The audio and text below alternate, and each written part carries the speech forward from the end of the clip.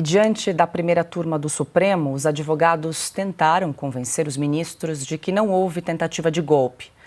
Como parte da estratégia de defesa, eles argumentaram que todo o material apreendido revela apenas opiniões, reuniões e rascunhos sem consequência. Por exemplo, o coronel Bernardo Romão Correia Neto é apontado pela PGR como um dos articuladores da suposta tentativa de golpe. Mas o advogado que o representa, Ruiter de Miranda Barcelos, tratou as mensagens encontradas no celular do militar como meras opiniões trocadas com o então ajudante de ordens de Jair Bolsonaro, Mauro Cid. Segundo a defesa, Correia Neto não escreveu a minuta golpista, não depredou, não incentivou e sequer estava em Brasília. Ele vivia em Porto Alegre. Num outro momento, o advogado Jeffrey Chicchini apresentou a defesa do tenente-coronel do Exército, Rodrigo Bezerra de Azevedo. Azevedo é um dos kids pretos, acusado de ser encarregado do alegado plano de assassinato de Alexandre de Moraes. Chicchini afirmou que o relatório da Polícia Federal é uma farsa que tenta induzir a corte ao erro. Nós conseguimos demonstrar e provar que o relatório final da Polícia Federal é uma farsa. A Polícia Federal e a Procuradoria-Geral da República tentam induzir essa corte a erro. Erro! Ministro Flávio Dino, na investigação eu provei que meu cliente não estava no dia e no local que a ficção criativa da Polícia Federal disse que ele estava. Ministro Alexandre de Moraes, Rodrigo Bezerra de Azevedo, equivocadamente, foi colocado às proximidades da vossa residência. Não era ele. Se aquele fato aconteceu, ministro Alexandre de Moraes, o verdadeiro criminoso está solto. Aquela data, aquele dia, aquele horário, era aniversário do tenente-coronel Rodrigo Bezerra de Azevedo. A Procuradoria-Geral da República, a Polícia Federal, desconsiderou a prova, ministro Zanin, que nós da defesa tivemos que, com muito esforço, conseguir. Nuvem do iPhone. Agora a Polícia Federal e a PGR vai ter que dizer que a Apple mente. Chicchini também afirmou que a PGR e a Polícia Federal omitiram a prova de inocência do seu cliente no relatório final. Quanta covardia dessa investigação, ministro Zanin. No interrogatório do coronel Azevedo, eu trouxe a prova, ministro Fux. Eu mostrei para o delegado, quero deixar consignado, delegado da Polícia Federal, Shore. Eu entreguei para ele um documento da nuvem do Azevedo, que ele estava em casa naquela hora, e naquele dia, esse documento não foi juntado no relatório final da Polícia Federal. A Polícia Federal omitiu essa prova de inocência. A PGR na denúncia não fez menção a essa prova de inocência. Quando a gente fala que é uma narrativa, é uma narrativa. Narrativa é uma fala sem provas. É isso que tem no relatório final da Polícia Federal. A Polícia Federal fala, Rodrigo Bezerra de Azevedo estava nas proximidades da residência do ministro Alexandre de Moraes. Fala, falar até papagaio fala, qualquer um fala. Em Estado democrático de direito que não se admite exceções, a acusação traz prova. A acusação quer que provemos a inocência? Pois bem, provei. Por isso que essa denúncia tem que ser rejeitada. Porque eu não estou pugnando aqui em dúbio pro réu. Nós provamos que ele não estava nas redondezas da residência do ministro Alexandre de Moraes. Com provas. Com provas. Que não constaram do relatório final do delegado Shore, não constaram da denúncia da PGR. E agora?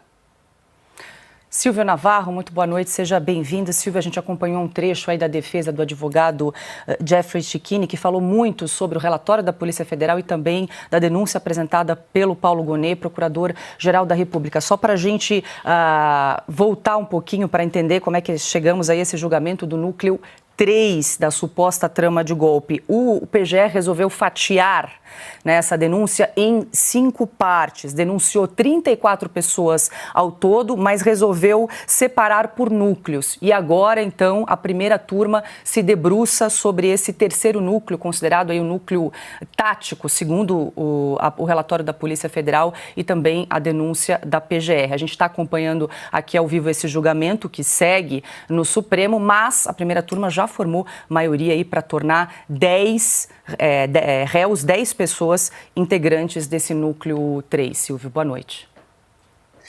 Paula, boa noite, meus amigos, Ana, Piotr, boa noite você que está aí do outro lado da tela. Olha, é muito difícil o que a gente está vivendo no Brasil. Eu diria até que é assustador, porque a sociedade brasileira, a ampla maioria, porque eu desconto aqui uma minoria petista, uma minoria de esquerda, o PT e seus satélites, sabe que não aconteceu golpe nenhum, que jamais houve trama de golpe. Do contrário, nós teríamos um envolvimento do Exército de forma maciça, com aparato bélico, teríamos estratégia, planejamento. Nós assistimos golpes de Estado no Brasil e também assistimos nas nossas redondezas, na vizinhança, em outras partes do planeta. Todo mundo sabe que o que aconteceu ali foi uma catarse, foi um tumulto que infelizmente terminou com depredação, terminou em vandalismo. José Sarney, lá do alto dos seus 94 anos, e ele é do MDB, ele de longe não é um bolsonarista, pelo contrário, apoiou o Lula, deu respaldo e guarida ao Lula quando foi presidente do Senado. José Sarney claramente disse, olha, não houve golpe. José Múcio Monteiro, ministro da Defesa, estava à frente das tropas, ou seja, ele era ali o responsável pela interlocução com o Exército, com Marinha, Aeronáutica, quem seja. José Múcio Monteiro disse, não houve golpe nenhum, jamais isso poderia ser crível. Então, o que o Brasil assiste, eu repito, é assustador, é uma tentativa de manter de pé uma narrativa completamente capenga, que é capitaneada no Supremo Tribunal Federal pelo ministro Alexandre de Moraes, mas que tem o respaldo num relatório que é um verdadeiro roteiro de Hollywood, elaborado pela Polícia Federal.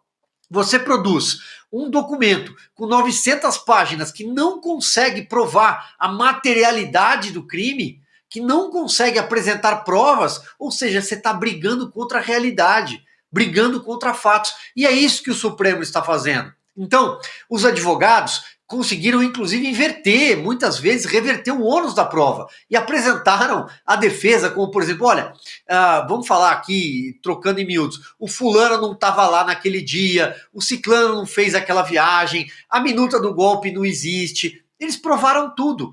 Mas quem vai frear o ministro Alexandre de Moraes? Do ponto de vista da democracia constitucional brasileira, só o Senado. Mas o Senado, a gente sabe, tem à frente Davi Alcolumbre, como tinha Rodrigo Pacheco. São 2 nomes desse mesmo consórcio, que está em ruína. E por isso o ministro Alexandre de Moraes tem tanta pressa. Ele precisa concluir isso rápido, porque sabe que nada disso vai resistir às urnas em 2026. O Senado terá uma maioria conservadora, liberal, de direita, e o Senado vai colocá-lo para fora do Supremo Tribunal Federal. Ele sofrerá um pedido de impeachment e deve sim ser empichado, porque o que ele está fazendo, e ele já ultrapassou qualquer limite, é tentar emplacar uma narrativa inexistente que não tem prova, não há prova de que essas coisas aconteceram. E de forma cruel, ele acabou com a vida de muita gente. Então, eu acho que a história vai recolocar as coisas no lugar. E, repito, é uma farsa, não existe trama nenhuma. E ele, inclusive, do ponto de vista de prepotência e até, talvez, um certo desespero, ele vai ao limite de tentar conduzir um depoimento, dizer, você não pode dizer o que você está dizendo, você tem que dizer o que eu quero que você diga, general.